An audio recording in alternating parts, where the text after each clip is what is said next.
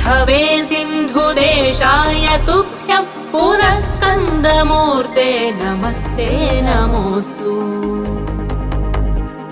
जयानन्दभूमं जयापारधामं जयामोघकीर्ते जयानन्दमूर्ते।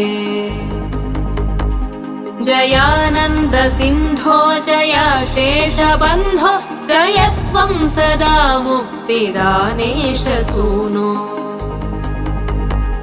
भुजङ्गाख्यवृत्तेन क्लुप्तं स्तवं यः पठेत् भक्तियुक्तो गुहं सम्प्रणम्य।